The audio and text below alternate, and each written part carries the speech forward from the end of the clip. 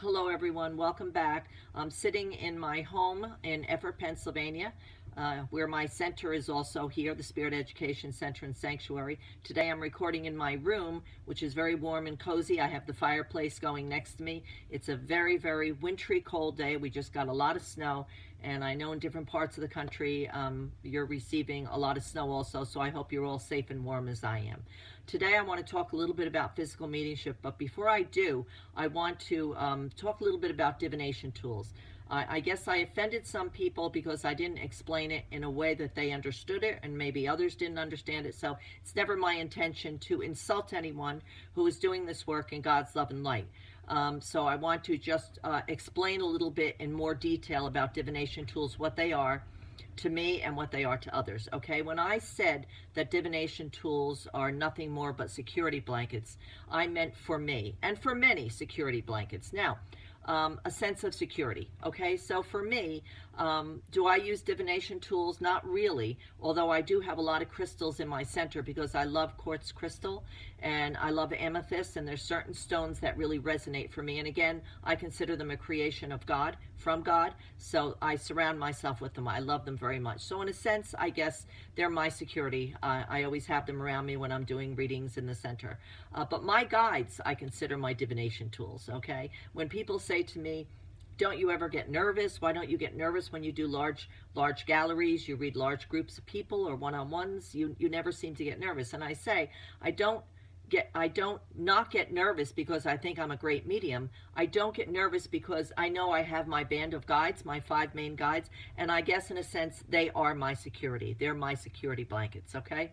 So again, I apologize if I offended anyone, so I want to explain a little more detail what divination tools are and how people use them. Divination tools are pendulums, angel cards, tarot cards, crystal balls, anything like that is considered a divination tool. Now, for many, in order to do a reading, there are many mediums that would never think of doing a reading unless they pulled 1 or 2 or 3 cards, or angel cards, or whatever cards they're using. That helps them jumpstart their reading. Now, is it credible information they're bringing through? If they are true mediums doing it in God's love and light, yes, certainly. Because Spirit communicates with you however you want to communicate. It's always up to you. The choice is yours. So whatever makes you feel secure when you're doing a reading, certainly that's the way we want to do it. For me, I pray before I read. I pray. I do the Divine Mercy Chaplet, which is my Catholic connection. Again, I follow 2 religions, Catholicism and Spiritualism.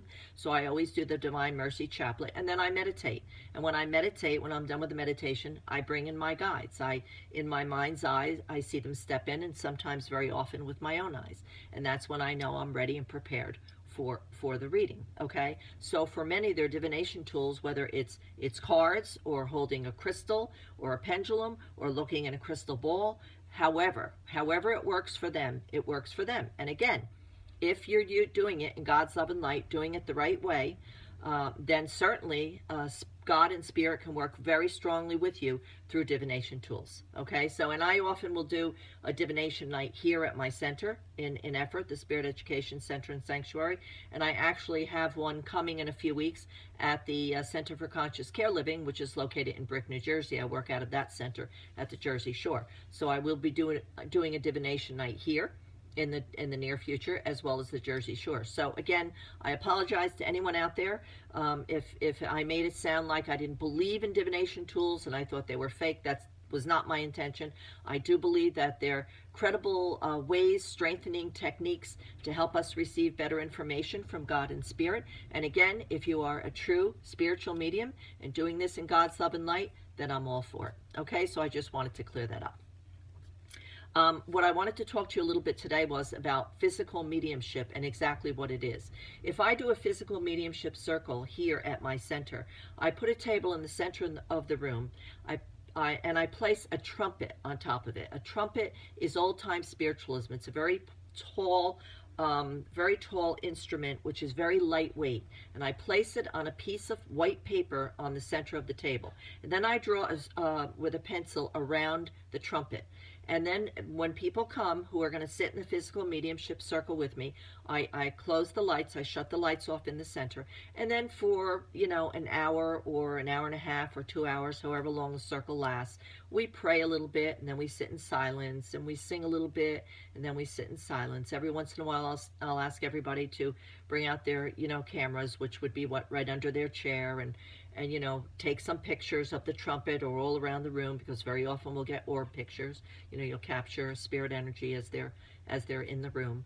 And then when the physical mediumship circle is over, we turn the lights on and we look and see if the trumpet has moved. So that white paper, we'll be able to tell by the circle that we drew around the trumpet whether or not spirit has moved the trumpet. And again, it's very lightweight, because remember, spirit energy doesn't have the ability to lift anything heavier than a penny or a dime.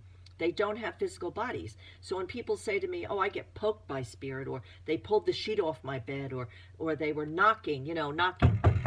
Spirit energy they don't have knuckles. They don't have physical bodies. So they don't have the ability to do that. That's the movies. That's not the way it is. Okay? They are beautiful spiritual beings. They pull in if we need them to. They're loved ones connected with us. They're our spirit guides. They're angels. Whatever it is to you, whatever spirit energies you have on the other side that you communicate with of God's love and light, those are the energies that pull in. Because the only thing that exists on the other side are spiritual beings of God's love and light, okay? We have two bodies. We have two bodies. We have a spiritual body. We have a physical body. The spiritual body is the one that gives us life. The spiritual body is the soul, which resides in the right side of the brain. We just simply, when the physical body passes, when it no longer serves us, we simply step out, the spiritual body steps out of the physical body, and we begin our life on the other side. It's that simple. We look as we looked in life. That's how, people say, well, what do we look like when we pass? We look as we look in life, only the best that we ever looked. Because just as the spiritual body is a gift from God, so is the physical body, and that's how we recognize each other, okay? So I just wanted to clarify divination tools, and I hope that did clarify it for anybody out there. Again, if I offended anyone, my apologies. And I do love the emails that are coming in. I love the positive emails, and I love the suggestions that you're giving me. And I have a lot of questions coming up, which I'm going to try to answer whenever I have the time to do that. And I just wanted to talk a little bit about physical mediumship so you have a better understanding of what it is and how it works, okay? So again, I'm going to leave you in God's love and light on this beautiful winter day.